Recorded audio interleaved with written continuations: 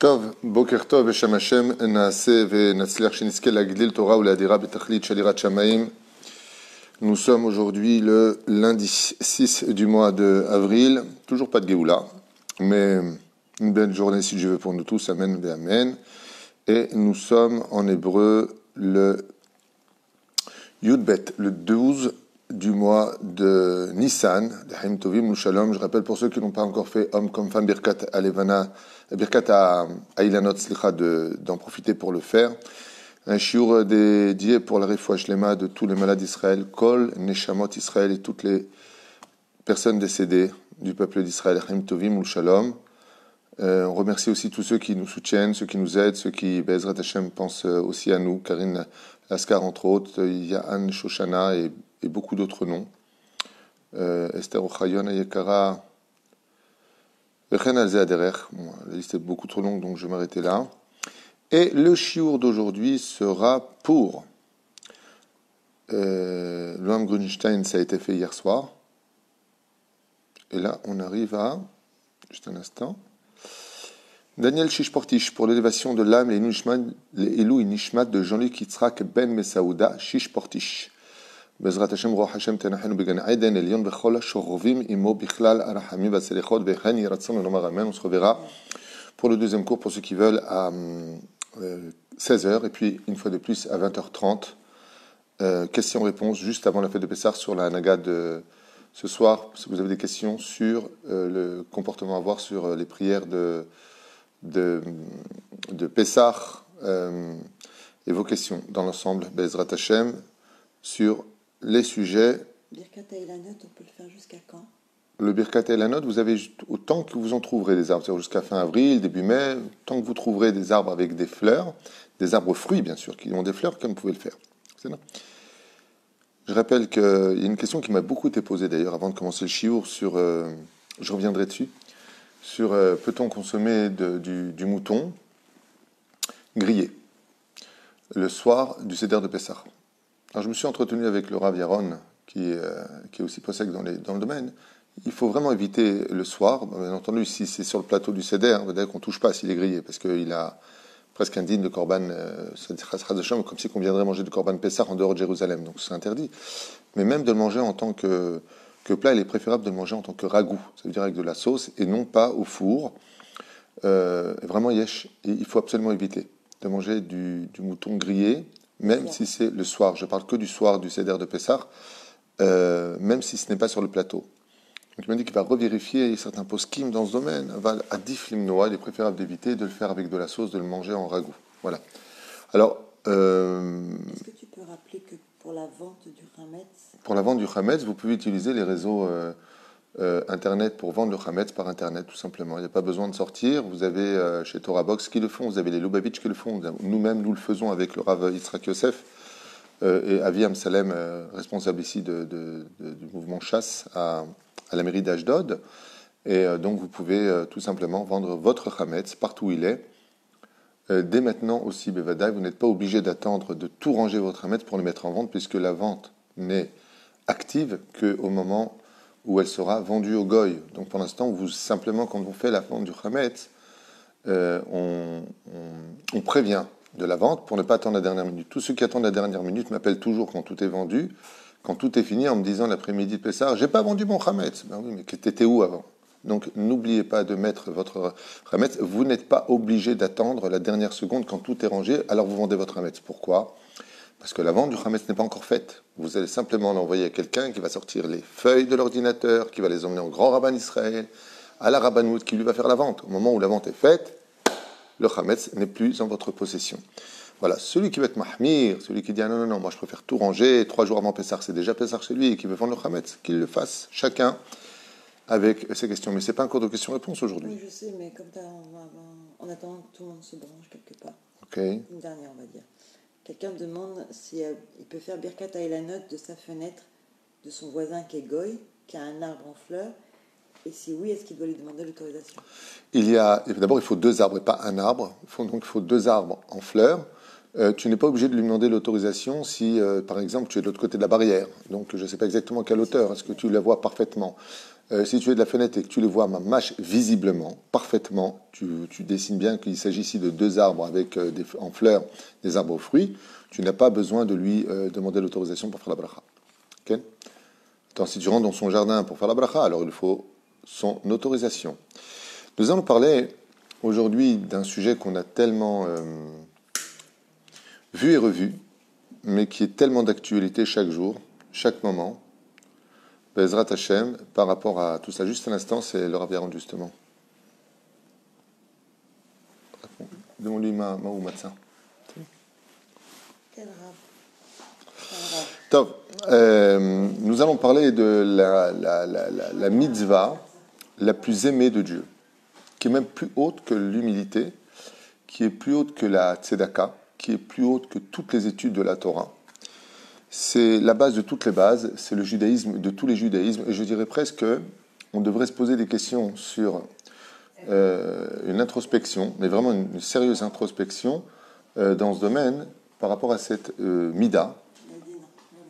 Alors là, ça a été revérifié, on ne mange pas, donc voilà, je le dis à voix haute, même s'il y en a qui avaient l'habitude, on ne mange pas de mouton grillé, même pendant le repas, le soir du Seder de Pessah. Voilà, comme ça c'est clair, c'est net et c'est précis, parce qu'il y en a qui me disent, oui, mais nous on a le minag, on n'a pas le minag. Moi ce qui m'intéresse c'est la halakha. On ne consomme pas, celui qui veut manger du mouton le soir du Seder de Pessah, c'est uniquement en ragoût, et non pas en plat. Communiquez-le, Bezrat Hashem, pour ne pas qu'il y ait d'erreurs qui soient commises dans ce domaine, Bezrat Hashem. Comme nous on fait dans le Soki, on met là-bas le mouton, Zachritov, nous on a l'habitude de le faire comme ça. Cette mida-là dont je parle, elle englobe le tout, parce que si on l'avait, si on la possédait, si à la limite on se concentrait essentiellement sur cette mida-là, on n'aurait plus de problème aujourd'hui.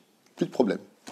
On n'aurait pas de problème d'orgueil, on n'aurait pas de problème d'humilité, on n'aurait pas de problème de mal se conduire, on n'aurait pas de problème de relation avec les autres, on n'aurait pas de problème avec Dieu, on n'aurait pas de problème avec les fêtes, ou encore moins de problème avec tout ce que la vie nous offre.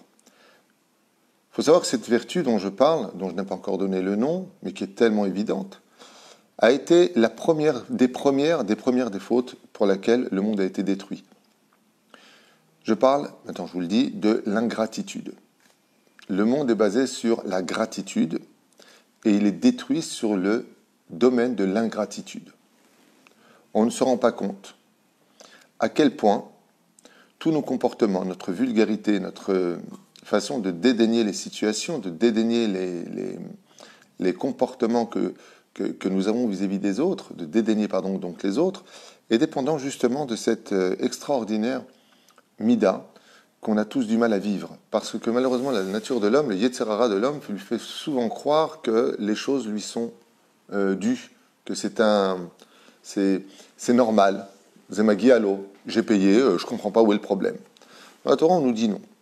Alors, faisons un petit récapitulatif très brièvement de ce qui s'est passé à l'origine des origines pour arriver à la fête de Pessah. Dieu a créé le monde, magnifique, harmonieux, splendide, merveilleux. Je pense qu'il n'y a pas de mots. Il a créé l'homme qui n'existait pas. Il lui a créé une neshama, il lui a créé des molécules, il a créé un corps, il lui a donné des yeux pour voir, un nez pour sentir, une bouche pour parler, des oreilles pour entendre, des jambes pour marcher, des bras pour tenir, pour évoluer dans la vie, pour construire, pour s'aimer. Et quand il a vu que pour l'homme, il n'était pas bon pour lui d'être seul parce qu'il voyait les animaux en couple, il lui a dit, alors écoute, puisque vraiment je vois que tu es seul, je vais te faire une tova. Il lui a créé la femme. Quand il lui a créé la femme, quand elle est sortie, elle a commis une erreur, comme on le sait tous, et puis elle est tombée. Elle est tombée sous l'influence du serpent, ce qui paraît. Puis en tombant sous l'influence du serpent, eh bien, elle a fait fauter le monde, elle a obscurci, et elle en a fait aussi boire à son mari. Elle a fait aussi manger, si vous préférez, du fruit interdit à son mari. Akadosh Baruch Hu lui dit à Adam Arishon, pourquoi tu te caches? Il dit, parce que je suis nu. Il dit, comment tu sais que tu es nu? Si tu es nu, c'est que tu as la connaissance. Donc tu as mangé de l'arbre interdit. Et Adam Arishon, au lieu de répondre, oui, c'est vrai, tu as raison. J'ai désobéi. Tu m'as dit à moi. Et c'est vrai qu'il n'avait pas dit à Ève. Ève n'était pas encore créée quand il a dit à Adam, tu mangeras de tous les arbres sauf de l'arbre de la connaissance du bien et du mal. Donc il n'était pas convenable d'accuser sa femme. Surtout que Dieu lui a amené en lui disant, bon, puisque tu n'arrives pas à comprendre que avoir parmi les animaux ta femelle, comme ça dit Zohar Kadosh, que Adam Arishon, avant d'avoir eu sa femme, il a essayé les animaux. Il n'a pas couché avec, mais ça veut dire, spirituellement, il a essayé de voir les âmes. Est-ce que ça pouvait correspondre? Eh bien, Dieu lui a donné un cadeau qui s'appelle la femme. Et qu'est-ce que lui dit Adam Arishon? C'est la femme que tu m'as donnée. Akadosh Baruch Hu lui a dit, voilà la première faute originelle. Parce que d'avoir mangé le fruit, il y avait la tchouva. Tu aurais dit, khatati, j'ai fauté, nigmar. Fais tchouva, et on aurait fait la paix. Surtout que la première faute ne compte jamais réellement comme une faute. Il faut quand elle est répétée une deuxième fois qu'elle devienne une faute. C'est ce qu'on dit dans les slichot. Ma'avir rishon, rishon. Non, rishon, sheni. Premier et deuxième. Qu'est-ce qu'on dit? Premier, premier. Pourtant, ce n'est qu'une personne qui fait une faute dans sa vie, que Bémet, il suffisait simplement de dire, pardon, je suis tombé, j'ai eu un moment de faiblesse. Je ne recommencerai plus uniquement à pour. Non. Adam Arishon va commettre la première erreur qui deviendra, malheureusement, le cancer de l'histoire de l'humanité, l'ingratitude. Dieu te donne une femme et tu la critiques. Dieu te donne des enfants et tu les critiques. Dieu te donne une maison et tu la critiques. Dieu te donne une synagogue et tu parles là-bas, tu fais des bêtises. Dieu te donne, Baruch Hashem, une famille et tu en as marre d'eux. Dieu te donne un travail et tu en auras le bol de ton travail. C'est-à-dire qu'on est tout le temps sur le manque et jamais sur la gratitude. Alors que dans le monde d'en haut, alors ce que je vous dis, peut-être un petit peu bizarre à entendre, mais dans le monde d'en haut, quand est-ce qu'on rajoute de la bracha sur ce que tu as? Ça veut dire que tu veux mieux pour mieux servir Dieu, il n'y a pas de problème. Pas si tu critiques le manque. Ouais, mais il y en a mort parce que je n'arrive pas à, donc je ne peux pas ceci et cela. Dans la Torah, quand tu veux plus, ça ne marche que dans une condition. Quand tu sais dire merci pour ce que tu as déjà, alors tu mérites plus. Mais si tu critiques ce que tu as, les Chachamim, dans tous les livres de Moussar, ils nous disent, même ce que tu as eu, tu le perds. Pourquoi? Parce que tu as été ingrat. Et l'ingratitude mène à toutes les autres déchéances morales, sans exception. Sans exception. Ça veut dire que si on n'est pas capable de comprendre, prenons le cas des couples. Quand tu t'es marié, elle a quitté ses parents, elle est venue avec toi. Je parle de la femme vis-à-vis de l'homme. On peut voir aussi l'homme vis-à-vis de la femme. On se comprenne bien, c'est dans les deux sens. La gratitude ne marche pas que dans un sens, elle doit marcher dans les deux sens. Elle t'a donné des enfants, elle les a élevés, elle était là pour te soigner. Pourquoi tu la quittes? Parce que tu as trouvé plus belle. Ça s'appelle de l'ingratitude. C'est-à-dire que tu me laisses tomber maintenant. Dommage, tu ne m'as pas laissé tomber quand tu étais mourant à l'hôpital, que j'étais là pour aller au magasin et soutenir. Donc tu m'as dit, je t'en prie, va à la banque, fais comme ça. Oh, tu lui dois à ta femme. Tu ne peux pas la laisser pour une parce qu'elle est plus jeune ou parce qu'elle est plus belle. Tu ne peux pas faire ça. C'est de l'ingratitude, c'est assaut. Et Dieu déteste. S'il n'y a plus d'amour. Ça n'a rien à voir avec le fait qu'il y ait de l'amour ou pas. Alors l'amour, ça se discute avant qu'il se fane. Ça, tu comprends? Les gens, très souvent, laissent volontairement l'amour s'effacer de leur vie. Volontairement. Quand ça ne va pas, on en parle. Chérie, j'aime pas ton kissou, essaie d'être comme ça, regarde, moi ça m'arrange. En ce moment, je suis un petit peu pas bien. Mais quand on a des coups de téléphone où la femme ne veut pas se donner bichlal, je sais que ça fait encore des polémiques sur Internet, ce que je suis en train de dire, mais c'est pas grave. Du tout à son mari, que c'est 2 fois par mois et que le mari il n'en peut plus. Alors l'amour il s'efface, l'indifférence s'installe et la vulgarité. Et voilà, il faut aussi, Dieu t'a donné un mari, ne t'en plains pas trop. Baruch Hashem, au moins tu as un mari. Vous savez combien de femmes rêveraient d'avoir un mari aujourd'hui? Et vice versa, c'est pareil du contraire. Dieu t'a donné une femme, Ezrat Hashem, alors quand tu l'as aimée, alors encore une fois, je ne veux pas faire un cours sur le Shlom Bayit, mais l'amour c'est comme un jardin, t'arrêtes de l'arroser, il fane. C'est pas tu t'es marié et puis quand ça va pas, tu te réveilles en disant mince, t'as raison, j'étais pas là pendant tout ce temps-là. Mais c'est un travail de longue haleine, c'est un travail de tous les jours, tous les jours. Et c'est pour ça que tous les matins, pour renouveler l'amour que nous avons avec Dieu, eh bien, on dit Modani Lefanecha. Dès qu'on se lève, on remercie Hachem. Dès qu'on se lève, la première des choses qu'on fait, c'est remercier Hachem. Vous savez, il y a une vidéo qui parle d'un Italien qui n'avait pas d'assurance sociale, couverture sociale. Et donc, il a attrapé le virus et puis il est parti à l'hôpital, ils lui ont mis l'appareil respiratoire. Ouais. Comme il n'avait pas de couverture sociale, ils lui ont demandé 500 euros. Il a, comme ça, bon, je ne sais pas si c'est vrai ou faux, en tout cas, c'est une pub qui tourne, comme ça, une vidéo qui tourne. Et cet Italien, Goy, a dit, en se mettant à pleurer, il les a payés. Ils lui ont dit, mais pourquoi vous pleurez? Il dit, parce que j'ai 90 balais, et j'ai jamais reçu une facture de Dieu parce que je respirais de l'air depuis 90 ans. Par contre, vous, je suis venu une seule journée pour que je puisse respirer, vous me demandez déjà 500 euros. Imaginez si Dieu nous faisait payer l'air qu'on respire tous les jours. C'est fou. Les épérouches à d'avoir que la gratitude permet à l'homme de pouvoir recevoir toujours plus. Juste s'il arrête de se plaindre et qu'il sache dire merci pour ce que Dieu lui a donné. C'est pour ça d'ailleurs que dans les Baux des doutes, Rabbi Nachman il dit, avant de demander ce qui te manque, d'abord, tu dis merci pour ce que tu as. Alors après, tu peux lui dire Hachem, est-ce que tu peux m'élargir mes murs? Me dire, c'est quoi cette maison? J'en ai ras-le-bol. Punaise, va voir ce qui se passe en Inde, va voir ce qui se passe en Chine, va voir ce qui se passe dans le monde entier. Regarde en France, regarde aux États-Unis. Vous savez qu'il y a des gens qui vivent dans une voiture aux États-Unis énormément.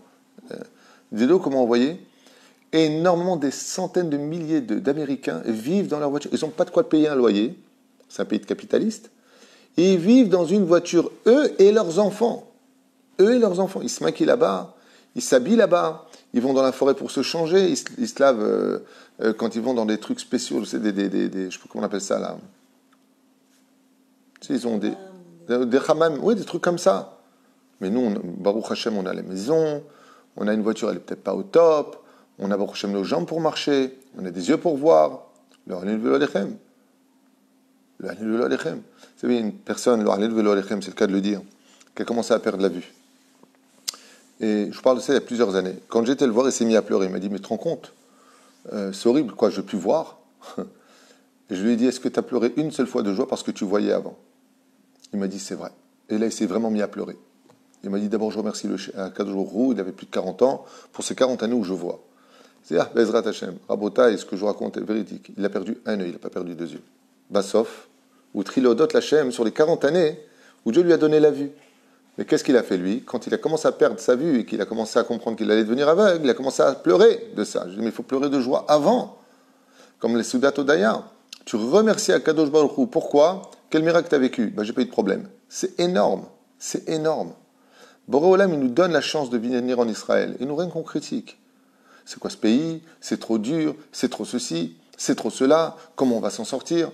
Aujourd'hui, tous ceux qui sont en France, la majeure partie, ils rêveraient de monter en Israël. Vous avez de la chance, vous, d'être en Israël. C'est-à-dire que c'est toujours dans le manque qu'on se rendait compte de la chance. Alors que le but de la Torah, c'est justement la gratitude. Et c'est pour ça que la Géoula, donc j'avais commencé en expliquant que la première faute originelle, comme vous l'avez compris, disent les Rachamim, c'était l'ingratitude d'Adam Rishon, d'avoir critiqué le cadeau que Dieu lui avait fait, parce que c'est vraiment elle qui l'a fait tomber, certes, mais Dieu t'a fait un cadeau, il fallait simplement t'assumer toi au lieu de critiquer l'autre. Très bizarrement, on a vu même que Moshe Rabbeinu al Shalom, pourquoi il a été choisi? Pour sa gratitude. À 3 reprises, Moshe Rabbeinu a montré sa gratitude. Comme ça disait Chachamim.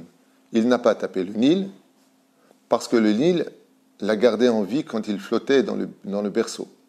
Il n'a pas frappé la terre, parce que la terre a enseveli l'Égyptien qu'il venait de tuer. Il ne s'est pas battu contre Midian, parce qu'il avait mangé du pain avec Yétro, le Midianite.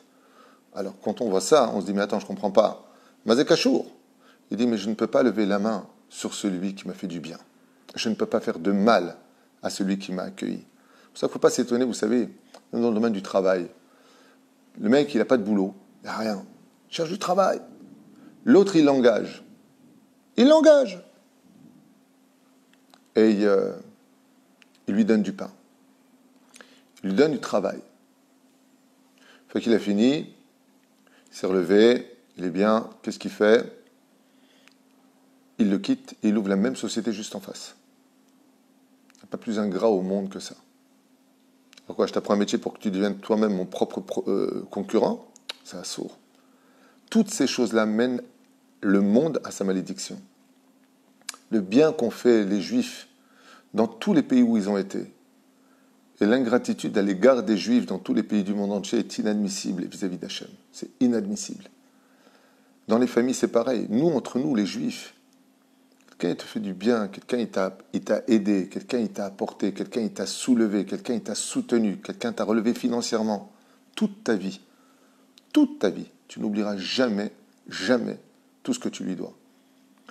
Ma femme me pose la question, elle m'a dit, jusqu'où va la gratitude? Il y a une mitzvah pour cela.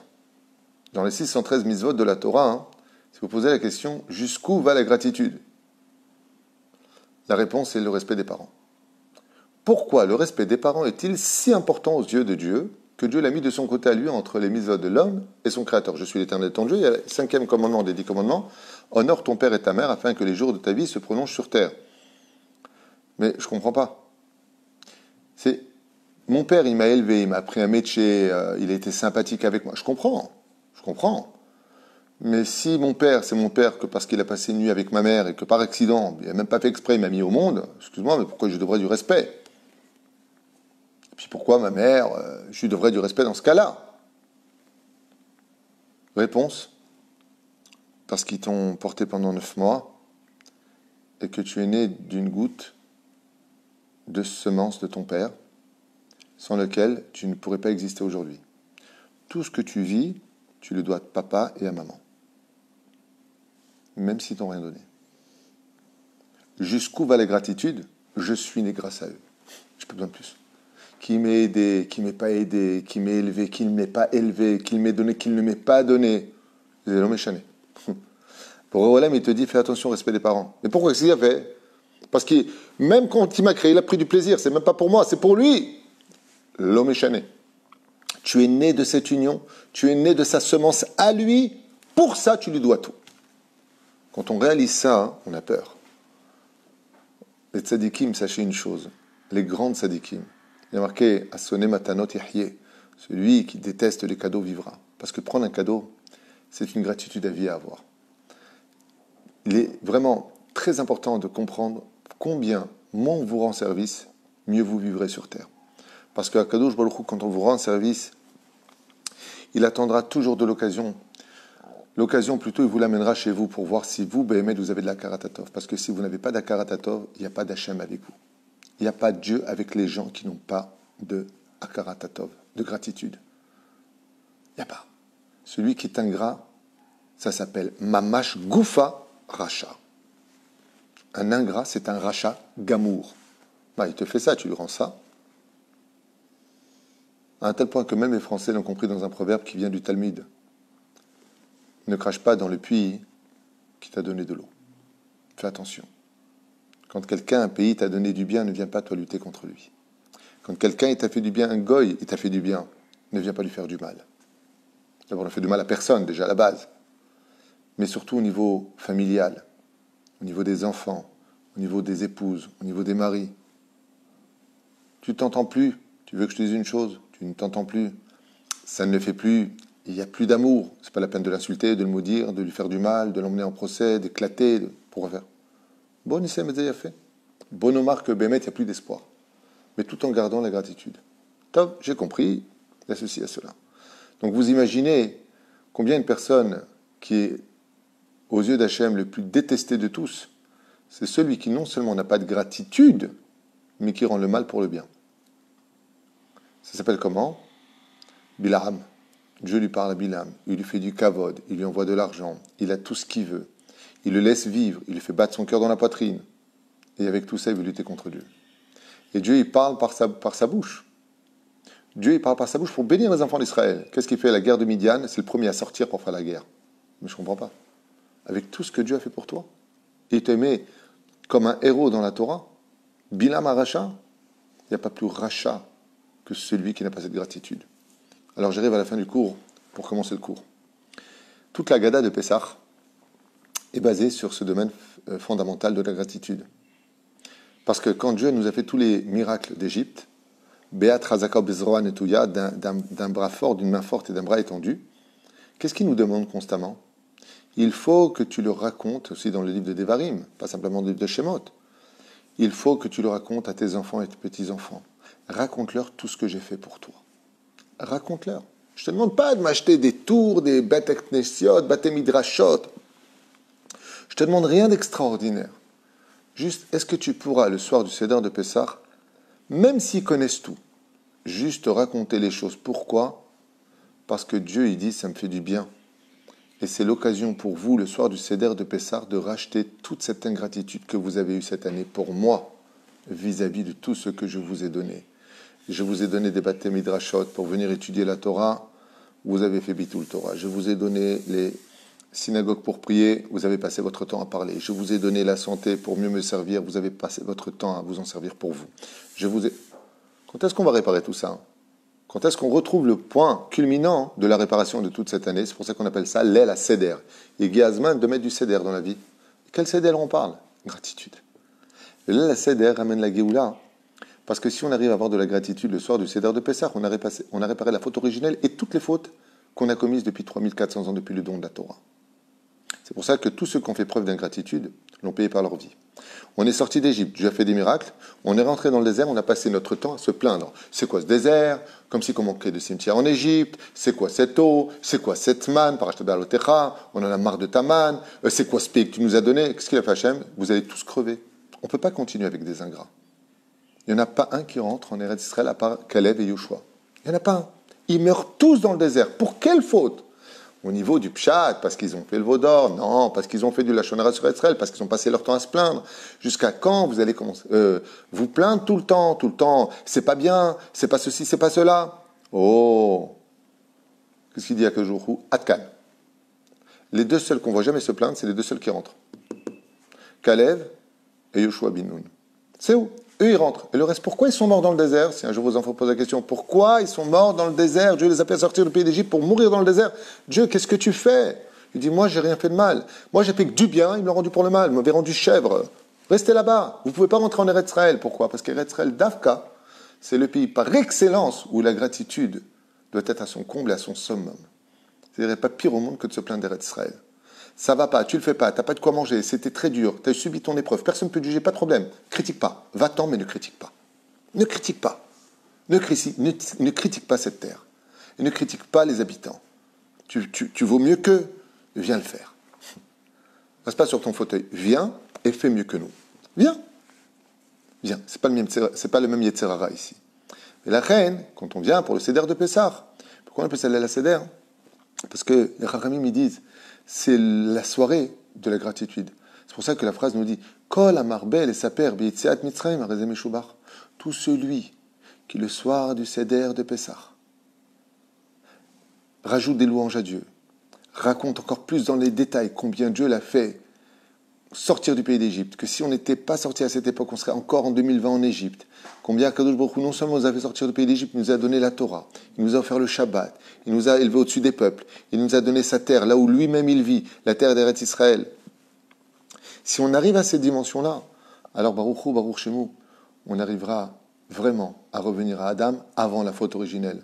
Ou Adam Arishon, avant la faute originelle, ne faisait que des louanges à Dieu. Il était mishta'ashea dans la lumière de Dieu. Il voyait d'un bout du monde à l'autre bout du monde avant la faute et il ne cessait de remercier Hachem. Vous savez, j'ai souvent enseigné cela depuis des années en disant, quand tu marches dans la rue, des fois tu ne sais pas quoi, il faut penser à la Torah, il faut te dire des Dvar Torah ou autre. Il y a plusieurs shevachim, il y a plusieurs louanges qu'on peut faire à Dieu. Comme Nishmat Kol Chai, par exemple, tous les jours, remercier Hachem. Comme faire des Teilim, comme regarder le ciel juste par amour. Mais si on veut prendre des phrases vraiment qui, waouh, dépassent tout, c'est En kelohenu, en kadonenu, en kemalkenu, en kemoshenu, del Elohenu, del Adonenu. Juste en marchant. À la fin du Sidour, quelques paragraphes avant, Allez-nous les Shabéach, vous avez ça. Tous les matins, on le dit. Et ce qu'il y a de très curieux, c'est que le Shabbat, le Yom Tov et les jours de Chol HaMoed, ainsi que les jours ordinaires, la prière peut changer. Il y a des choses qui ne changent pas. En kelokenu, il n'y a pas comme notre Dieu, il n'y a pas comme Dieu, il n'y a pas, de remercier Hachem, que ce soit Kippour, ce soit l'homme échané, quelle prière, quel jour de l'année. Tu le dis tous les jours. Tous les jours, tu dois dire, il n'y a pas comme Dieu. Il n'y a pas plus que Dieu. Il n'y a pas plus que notre roi. Il n'y a pas plus. Il n'y a pas. Il n'y a pas. Tous les jours, il n'y a pas d'exception à la règle. C'est pas possible. L'âme, parce que tant qu'on est capable de remercier, on a toutes les raisons pour vivre. Moi, le Sidour, je voudrais vous dire quelque chose. Vous savez, souvent, merci. Souvent, on cherche des brachot pour vivre plus longtemps. On cherche des ségoulottes. On cherche et on cherche et on cherche. J'aimerais vous lire un paragraphe dans l'Amida, que vous connaissez tous, et que vous retrouvez aussi dans le Hallel, dit d'une autre façon. On dit comme ça, donc tu es notre rocher, notre protecteur, tu nous sauves de tout, les dorvador nodé, lecha on saper teilatecha, la hayenu amsurim beyadecha. Écoutez bien. De génération en génération, nous ne cesserons de te remercier, ou ne saper tehilatecha, et nous raconterons tes miracles, tes louanges, la façon dont tu nous as à chaque fois sortis de tous les problèmes, al hayenu sur nos vies, amesurim beyadecha qui sont dans tes mains.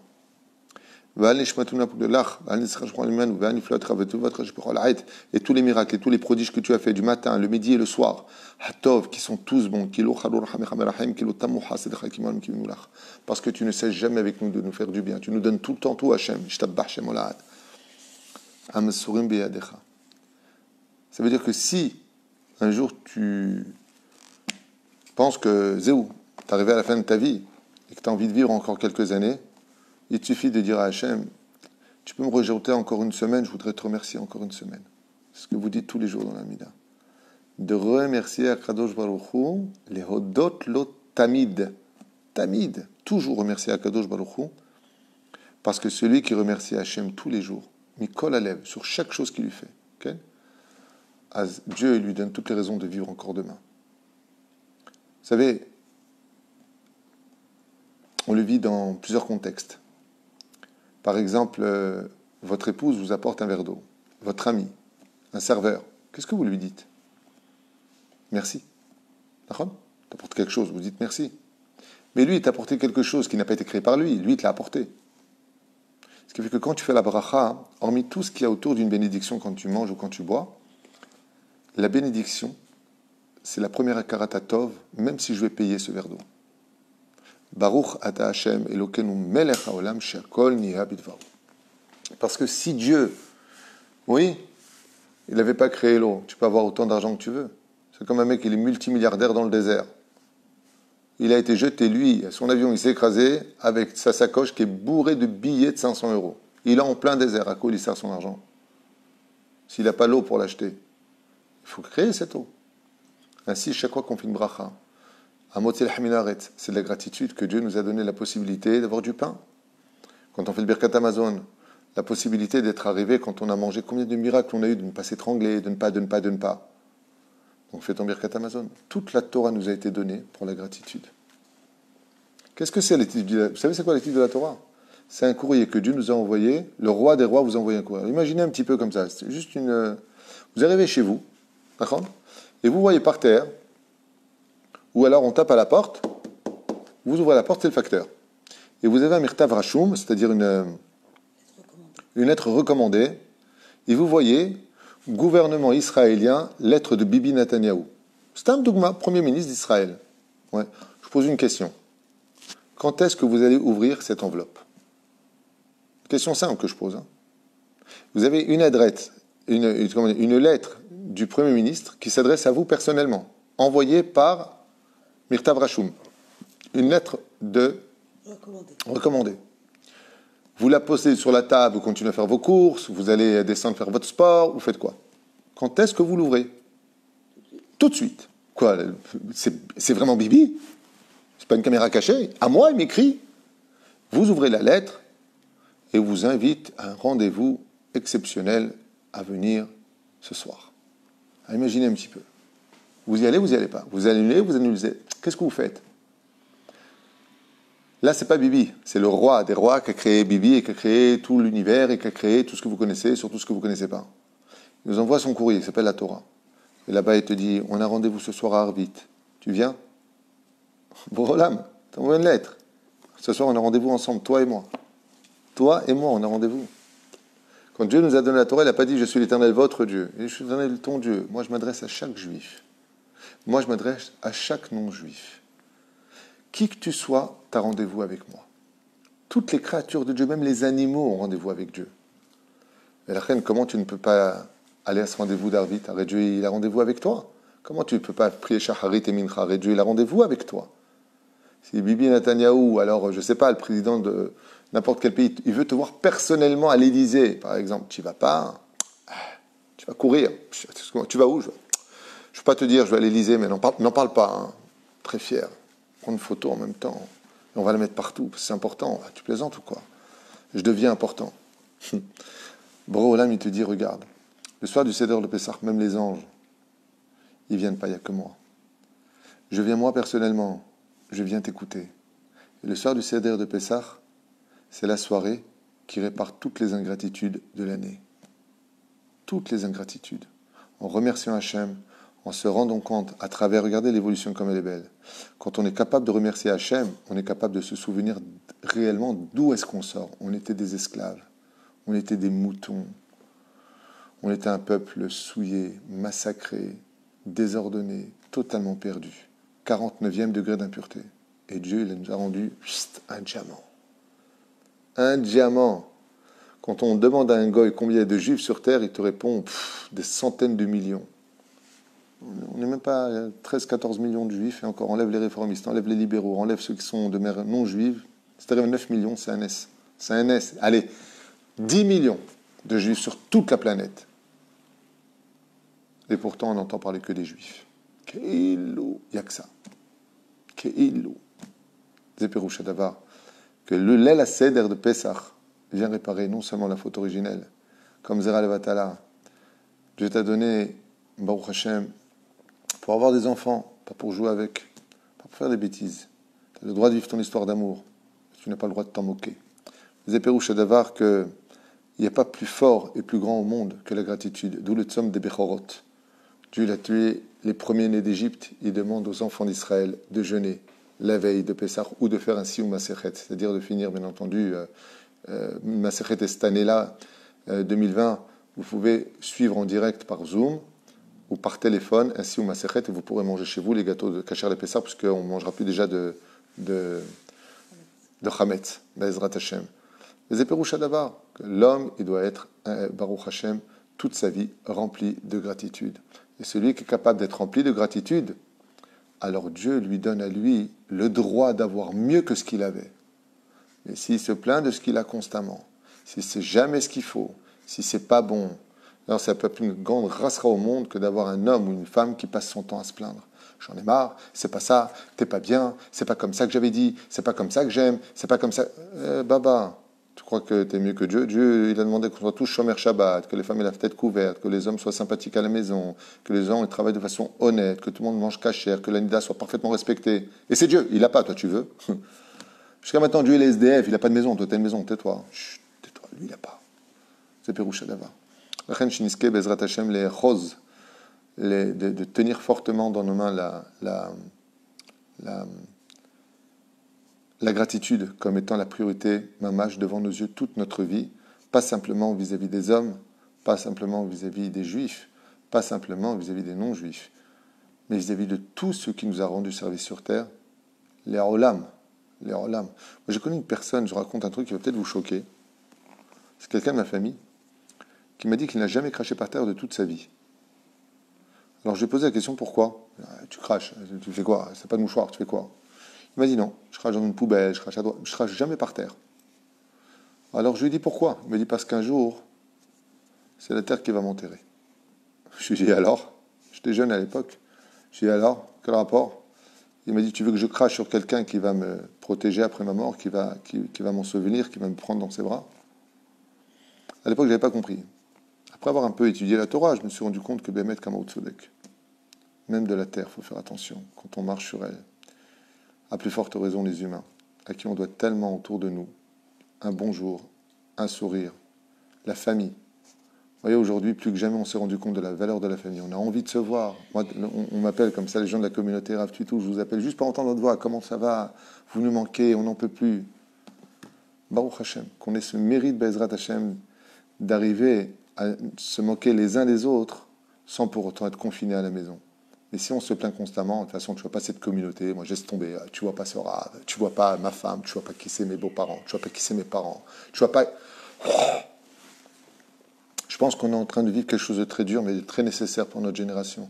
Le confinement à la maison a réveillé une chose qu'on avait totalement oubliée, c'est les valeurs de ce que l'on possédait. Kol Tov.